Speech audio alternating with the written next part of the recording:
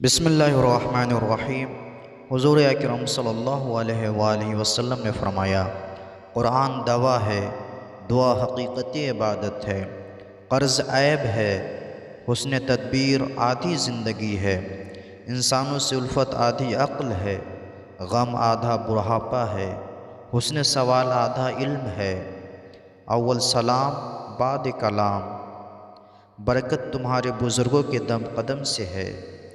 دین کا محصل خوف خدا ہے، اللہ کا خوف ہر دانائی کی بنیاد ہے، دولت مند کی کنجوسی ظلم ہے، نعمت کا اظہار شکر ہے، روزہ